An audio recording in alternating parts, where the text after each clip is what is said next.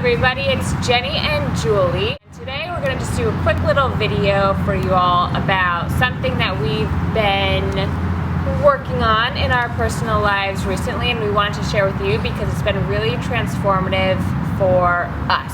So, you want to get us started on what we're going to talk about, girls? Sure. What's up?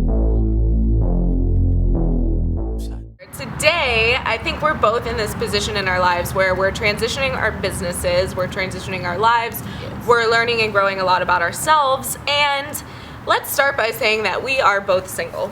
Yep. Okay? So Single this and video ready to mingle. yes, is going to be about relationships and how they relate to health and fitness and business and just a holistic view, because you can't have life without relationships. And half the reason you work out in the first place is to look good for someone else, for yourself, which is the most important thing. But so today we're going to talk about something, a mindset shift that we had when it comes to relationships. Yes. Go ahead.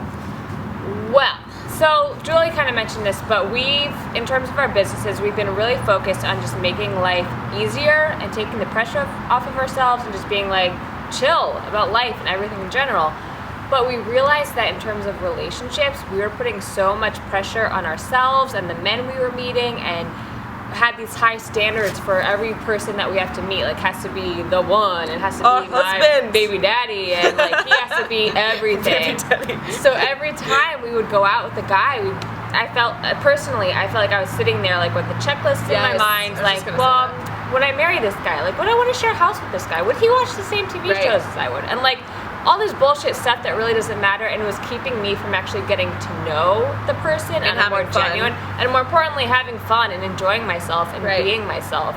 And that was another thing we kind of spoke about, was having that checklist in my mind was really preventing me personally from being myself and being authentic. And I told Julie this story a few days ago about this guy. He was a total douchebag. I went out with him a long time ago, but we went out to sushi, and he asked me, he's like, oh, are you a feminist? And I was like, no, not really, why? And he was like, well, I wish you were, because then I wouldn't have to buy your dinner. I was like, what? Don't ever say that. PSA. But yeah. Point of the story was, at that point I was so over the date. I was like, this guy's an asshole. I could care less what he thinks about me. So I was totally myself, and I felt like I was so authentic and real and had such a fun time because I took that pressure off of myself.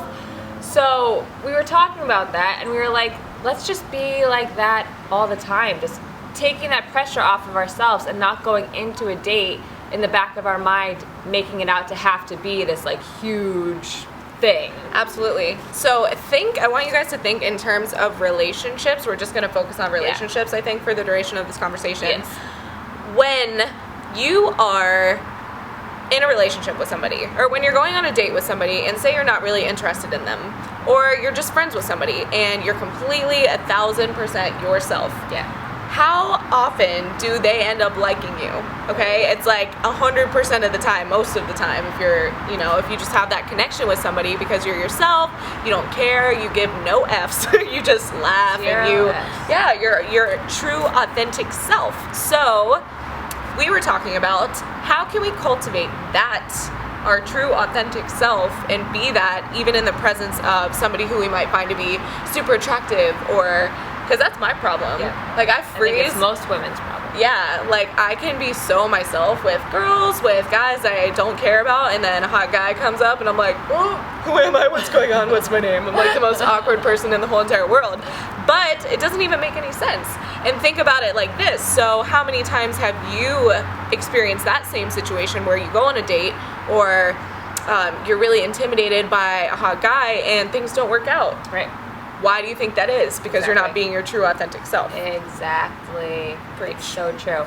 So we decided that now our attitudes towards dating and men in general is just going to be to have fun and go out with zero expectations. And we decided, we love this so much, that instead of calling them dates, we're gonna call these little escapades that we go out with men. I can't even say it because I love it. We are calling them Adventures. Adventure. So we're not dating. We are just pursuing adventuring. We're adventuring. MANventuring out into the territories. MANventuring. Of the men in the wild. But so, and we were talking about this because we've been going on some MANventures recently, and every time after we do, we talk and we're like, that was so much easier than it was before, and it was awesome because like we go into it and like Julie, I'm just gonna say it, she went on a MANventure last night and she texted me before and she was like, I'm going on a MANventure. And I was like, oh, that's awesome, but like I could just He's probably get like watching this video. That's cool. I could just get like, I got a different energy from her because like she was just like, oh yeah, I'm just going on an adventure today. An adventure. She wasn't like, oh Jen, I'm going on a date, like I'm freaking out, what do I do? She was like, no, I'm going on an adventure. What up? Yeah. Let's do it. I think there's something to be said for taking it as a grain of salt, I guess, and thinking of it in terms of you're just trying to build a friendship with this person. And so, in our case, and in your case too, how often do you practice things in your life? So you're trying to get in shape. So you practice by going to the gym. In your business, you practice by doing business every day. It's the same thing with dating. You can't just wait around for Mr. Right to come and fall and knock on your door and just serenade you with roses and flowers and peaches and whatever. All the peaches. All the peaches. All the peaches. All the peaches. I just think of that because like the butt emoji is the peach. Oh right, because that's like my favorite. I know it is. The booty. But yeah. So just think of it as practice for whatever you decide to, the guy you do end up with, because what happens if you do meet this awesome guy but you don't know how to talk to him because you're not practicing and you're not going on dates and forcing yourself to be uncomfortable and be in situations around hot guys, around not hot guys, around whatever. Because we're all just people at the end of the day. We're all just people in the same skin. And that's thing. Yeah. You got something brewing. Say, yes, do not put anyone on a pedestal. No. So, you know, I watched a video from RSD Julian. Yes, I watch his stuff. Yeah. I found it. Informed. Yeah, gotta stay informed. But he was talking about this condition called one-itis. So think of it in terms of when you're dating somebody, or you're not dating somebody. Okay, say you're in high school and you see this girl who's sitting in front of you and she has long brown hair and you're just so infatuated with her, but you've never had a conversation with her before. Why are you so infatuated with her? It's because you're placing what you expect and your values, what you want in somebody, on that person before you even have a freaking conversation with them. Like, how bogus is that? So, of course, when you talk to them, you have all these brewed up expectations about what they are, and you don't even really know. Right. So I think going into it also with having no expectations and not putting anyone on a pedestal is key. Yeah. It's key, because at the end of the day, we're all just humans. We're all just looking for love, whether it's with that person, whether it's not. But I think also there's something to be said for going on multiple dates, because then you find what you really like. Like, how do you know what you really like if you don't? So true. Yeah, if you don't experience things. Because if anything, the guys you date that are like, losers, teach you what you don't like or what you don't see in someone. Like that guy that you went on a date with. Okay, you don't want a guy who's gonna make you pay for your own dinner. I mean, we're not even going there because he was such a douche. Yeah. But another thing I want to touch on too was, this is funny, there's also no shame in being single. Like, we were talking about this too. Like, we are busy women. We got shit to do. Like, we like being with men, but like, if we're single, that's fine. And I know people say that and it's so cliche, but you really don't need someone. Yeah, and then they go home and cry. You're like, it's fine. You don't need someone to complete you, though. You truly don't. And we've said over and over again that we're open to whatever the universe has for us. And if the guy of my dreams is like over there, mine's over there with his daughter. Oh no, honey. But yeah, so we're open to anything and anything positive that comes our way. But we also are secure enough in ourselves, and we're focusing on ourselves too. So we find when that person comes, we are grounded and rooted in ourselves and confident in ourselves, and that person will be a complement to our life rather than complete our life. And this is something that's important to keep in mind as we're going into the holidays, because at least I can speak on my own behalf. It's like, oh, who are you dating? I'm Yeah. like, Grandma. Grandma, chill. I'm not dating Chill, anyone. bitch, Just chill. get over with it. It's not the 1940s anymore. Yes. Shit's hard these days. Shit's hard. It's hard out there for a pimp. It's hard. And I will It's say, really okay, easy. looking back on the past year of my life, the amount I've grown as a person, I am not the For same person sure. I was even in January of this year. So thinking of if I was in a relationship during that time, that would have stunted my growth so much. And I really feel like God closes certain doors when he feels like those people can't provide what you're looking for anymore in terms of growth. So I know that's the reason my ex and I broke up, is because like if I would still be the same person today as if I was dating him. Exactly. And like, ew. No offense to him, but I no don't offense want to old Julie. Yeah, no offense to old Julie, but I don't want to be that person anymore. I want to grow and I want to learn about myself and I want to experience those things on my own, learn to love myself fully so that I can give that love freely to someone else without being insecure when I get into a relationship. Exactly. It all comes with being secure in yourself and confident in yourself and That's true. paving your own journey. Paving your own journey and also understanding and keeping an open mind that while yes, being single is fun, it would be a lot of fun to have a partner with you. So, totally, yeah. There's a lot of people that are like, I'm single, like, I ain't gonna date nobody, like, fuck bitches, get money, whatever. But I think we're both on the same page where it's like, we understand that being single is fun and like going on adventures and whatever. But if we were to meet somebody who, I don't want to say like qualified, but I guess because it is Absolutely, it is and heavy. you are allowed to have standards. As a woman or a man, you're allowed to have standards Right. for the people. It's not a bad thing. Right, but don't be attached to the outcome either because I've heard and I've experienced in my own life, like my most recent guy that I dated for a while was not what I expected him to be at all in terms of looks. Right. So I have a certain look type that I'm so attracted to. But he looked nothing like that, but we just ended up having a great chemistry, great conversation. So don't like limit yourself just and be like, I don't like blonde guys. Nope.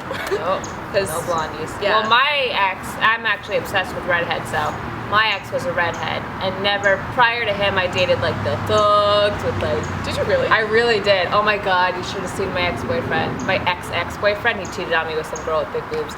But, oh my God, he was such a thug and he was so sexy, but he was such an asshole. Yeah. But my relationship after that, the guy that I dated for 6+ years, was not my type in the beginning, but the most phenomenal person that I've ever met in my entire life. Let's do this. Let's talk about what is your type. So that way we can watch this video and be like, Jenny, remember when you said your type was this? And look what you got. Like that. I like that. Okay. You go first. I feel like I need to think. God. I asked you. All right, I'll think. So what I think my type is. No, what is your type? Okay.